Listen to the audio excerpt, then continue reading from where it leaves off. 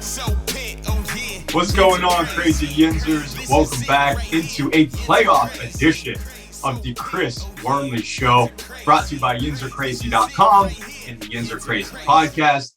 I'm Mike Nicastro. You can find me at MikeUpSports1 on Twitter. He is at Jordan York Music. And we just dropped the news that at Jordan York Music is going to have some new music coming out soon. Right, JY? Yeah, dedicated to each sports team, a song for the Yinzer Crazy, Pittsburgh's #1 podcast. Probably going to be dropping on my birthday. Got some exciting stuff, music videos, just a lot of cool stuff, more giveaways from Yinzer Crazy. As always, we appreciate the support. Yeah, for those that don't know his birthday, that's early to mid-February. So that's when you can expect that. But everybody should know your damn birthday by now. Come on, man. Like, check your Facebook or something. No, I'm just kidding. We're excited to talk to Chris Wormley. Obviously, we're super happy that we talked a playoff show into existence so we could extend this show because it's been so much freaking fun all season long. Obviously, Chris has been a big contributor to the Steelers defense, and we're happy to have him back playing well, and he contributed to a big win against the Baltimore Ravens last weekend, of course. Listen, we wouldn't be able to do this show without our sponsors. I really want to thank Steel City Wheelhouse. You can find them at steelcitywheelhouse.com. Jordan, I know you just went over to them and bought some stuff, right? Yeah, so my car is like a go-kart in these Pittsburgh streets in the wintertime, so I had to go see my guy John.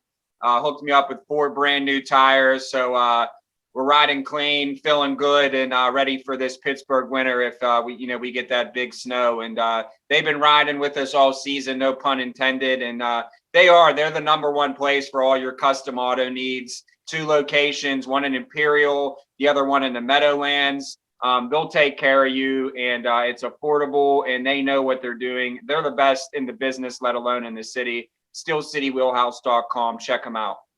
We're going to bring Chris Wormley in just a few seconds, but I also want to personally shout out Case Pacific Meal Prep.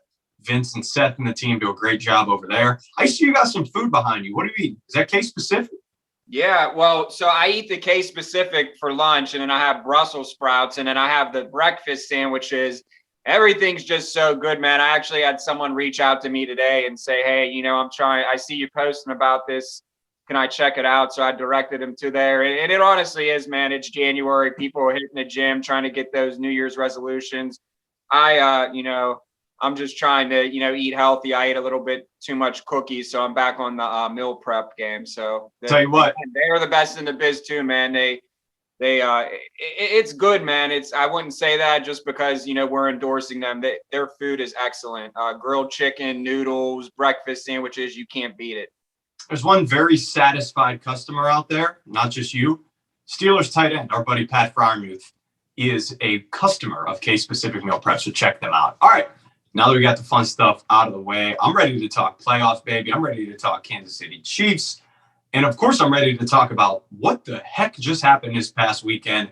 The Steelers winning, the Colts losing in Jacksonville, and, of course, the almost tie Sunday night with the Andrew Luck. Raiders and Chargers. And yeah, seeing Andrew Luck with his creepy little mustache. I don't know how that falls into the equation, but I think it's a fair point for sure. All right, let's bring him in. Number 95 for the Pittsburgh Steelers is none other than Chris Wormley, Big Worm. And welcome into a playoff edition of the Chris Wormley Show. Unbelievable. We've got the Jacksonville Jaguars #1 fan today, I think, on the program. And certainly a man of his word. You saw the video already. Chris, you said last week, if you guys beat the Ravens and the Colts beat the Jags, you would get a Trevor Lawrence jersey. First of all, it shipped really quick. Second of all, it looks like it fits pretty well. How's it feel? It's not too bad. I like the teal colors, but it definitely feels weird wearing another NFL team's jersey. But like I said last week, I'll get the jersey. It came really fast. I thought there'd be some Trevor Lawrence jerseys in the Pittsburgh area, but there weren't, so I had to shop online for it. But it came really fast. Had to pay a little extra in shipping, but I had the coupon code, and I had a lot of people messaging me about the coupon code. I had a lot of people messaging me about when the jersey was coming, if I was going to stick to my word or not. I'm like, guys, it's 48 hours since I've ordered this thing. Like, it's going to take some time. So here it is. I'll wear it for a short period of time, and maybe give it away to somebody. We've had a lot of good memories on this show. This is one of the best I can recall. So thanks for giving everybody that moment. And it's a good transition because usually we start on your game, the Steelers game, of course, but I want to kind of go sequentially in the day. I know some of your teammates already alluded to it, but when you guys are playing the Ravens, how aware are you of that score in Jacksonville?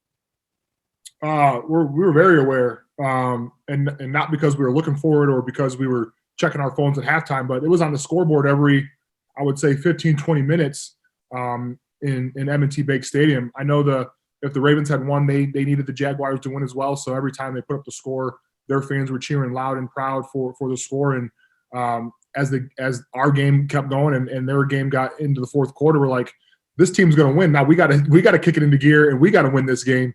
It took an overtime, and obviously Boz has been great all season and kicked the game winner for us. But yeah, it was at the beginning of the week, it seemed like the Jaguars were going to be the toughest task for us to move to the playoffs. And in reality, it was the easiest task for us because A, we didn't have to play in it, and B, they beat the Colts pretty handedly. So yeah, that part was crazy. And then obviously watching the Sunday night game in bed, I was going to go to bed after they were up by 15, the Raiders, and the Chargers come storming back. And I was sweating a little bit in my bed, especially when it got to that last 30 seconds, and they seemed like they were just going to run the clock out. And the Chargers took a timeout, and then they got that 8-yard run to put them in field goal position.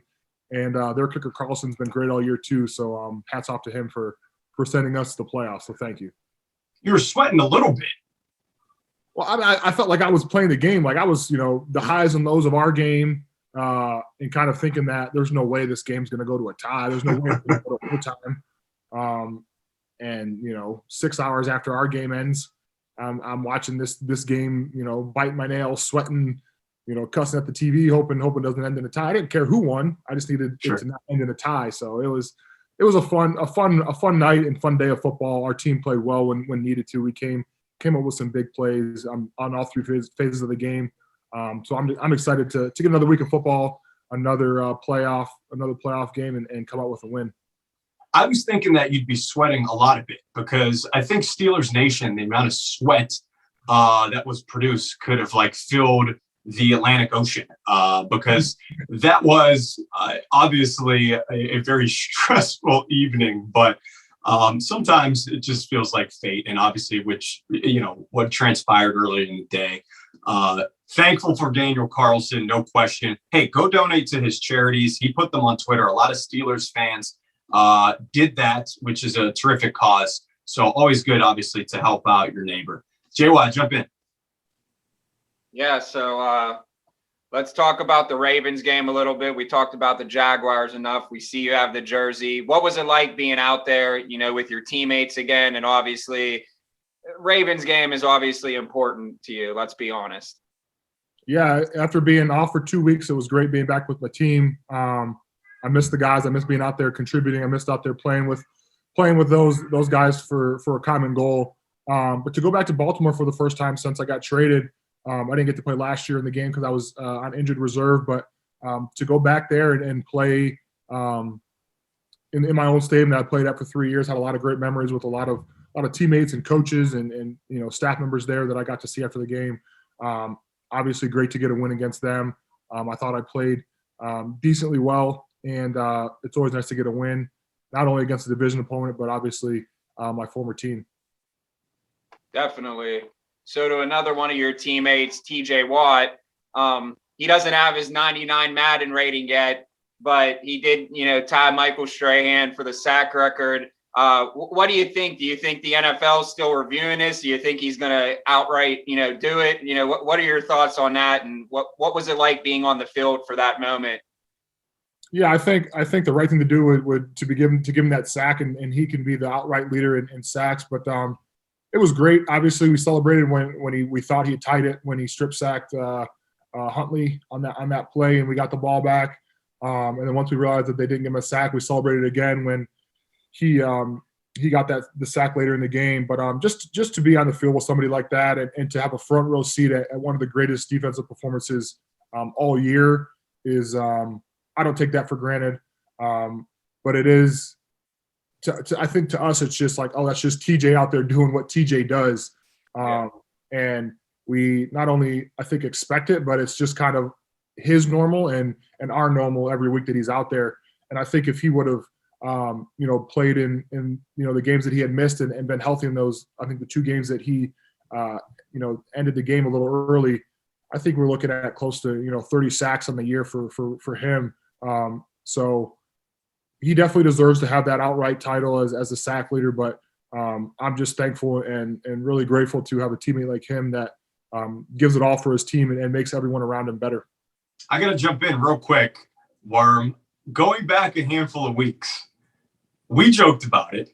The last game against the Ravens, when you had 2.5 sacks, we kept saying, Worm, you got to get that half sack from TJ back because you made that play. I think it's safe to say at this point that you're very happy that half sack was not credited to you. Is that fair?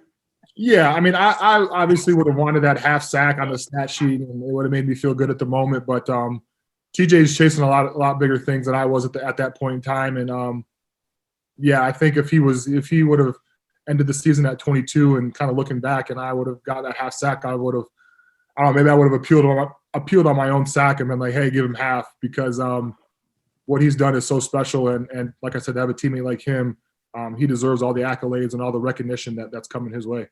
I think the fair and appropriate thing to do would be the NFL giving him the extra sack from Sunday's game and then going back and crediting you with that half sack. He would still have the record and you would get a half sack. Right, Jordan? I completely agree. I say it on Twitter all the time. It's Wormley 2024. He got my vote. Listen, man, they'd have to pay me a whole lot of money to be the president of this country, man. That's a tough job, and it's for people that know a whole lot more about politics than myself. I hear you. So with that being said, you guys got the Chiefs. The last time you weren't there, you were at home watching. Obviously, you guys, it wasn't the outcome that you guys wanted. What are your initial thoughts going into this game, your mindset? Obviously, you're excited to be in the playoffs. You guys, got something to prove. And, like I said, as crazy as it seems, you could make a Super Bowl run, and I have the faith. Yeah, I mean, that's the goal. That's the goal every time I put my helmet on. That's the goal every August when we start camp is to make the Super Bowl. And anytime you get a chance to make the playoffs, it's a new season. It's a fresh start. And we're really excited for the chance to go to Kansas City and get a win.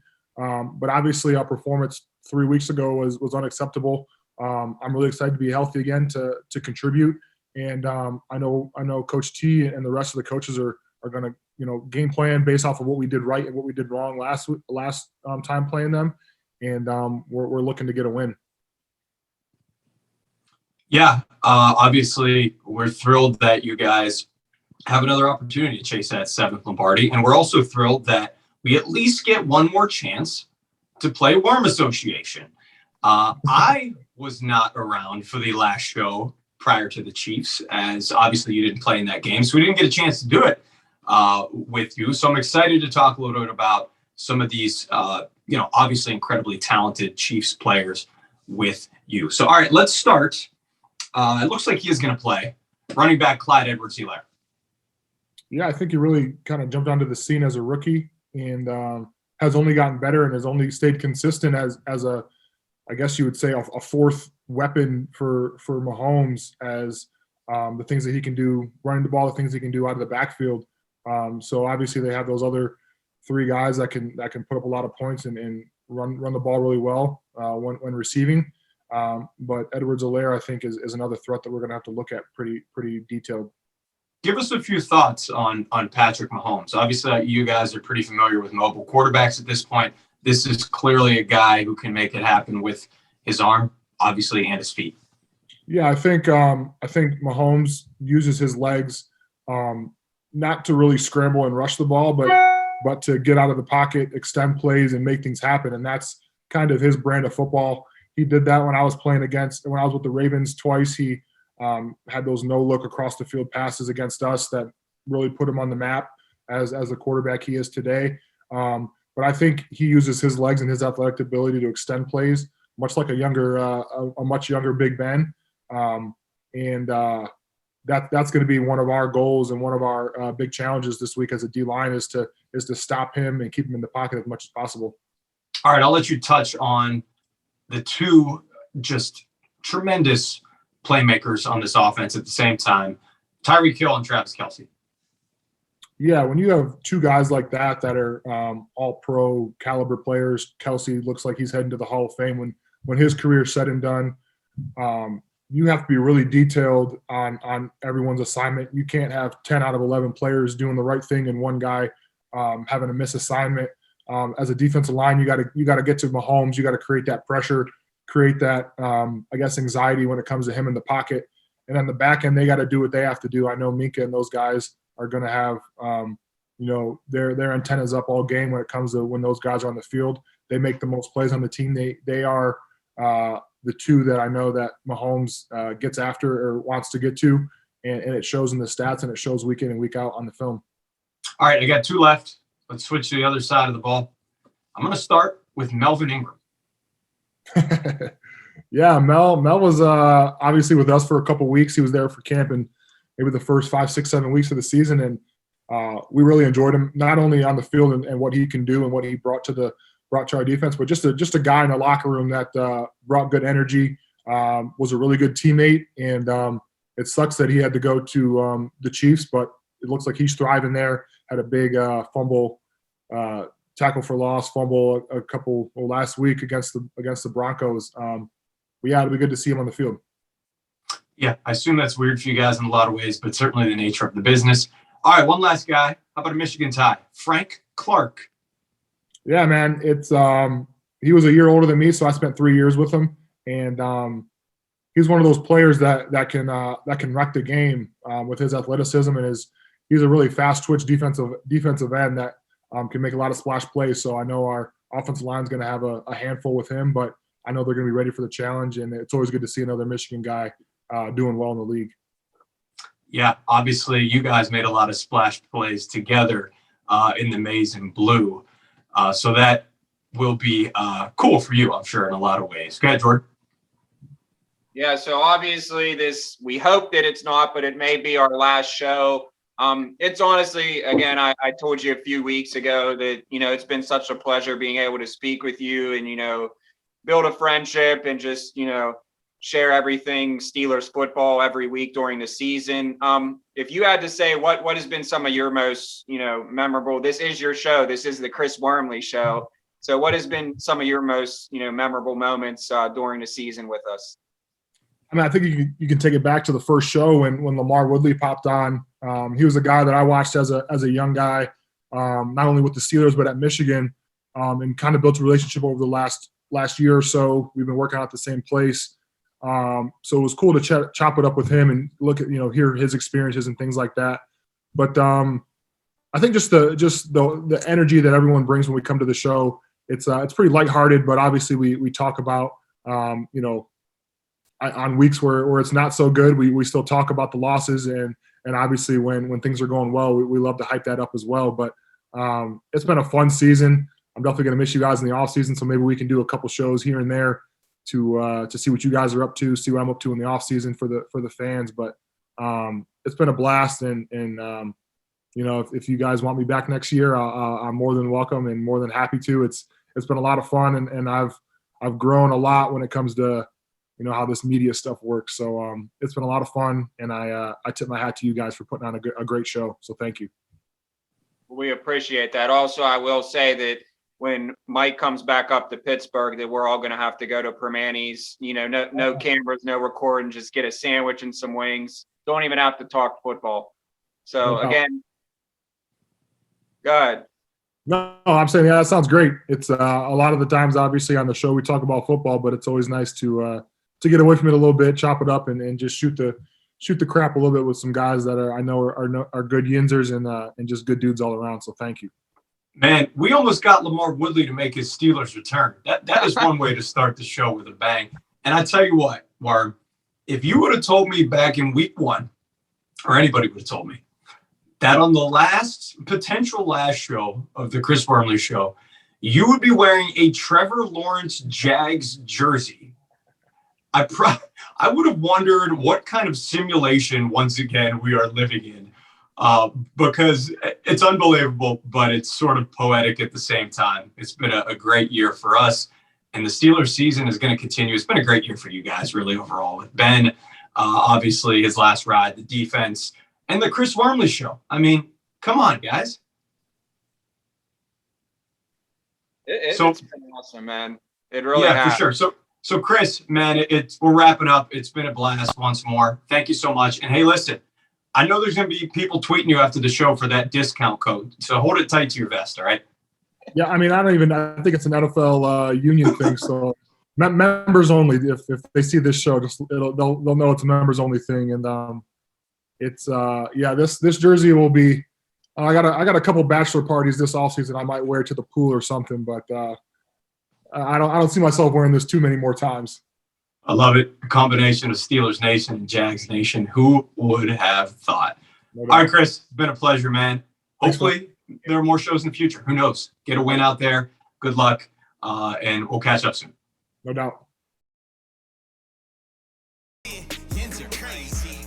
This is it right here. Yinzer Crazy. So pit, oh yeah. Yinzer Crazy. This is it right here. Yinzer Crazy. I know Yinzer Crazy, but so am I. Number one sports site in the burg. Let me show you why. The latest stories in Unbeatable Podcast with your favorite athletes. You know you can't pause that. Super Bowl, World Series, Stanley Cup champs.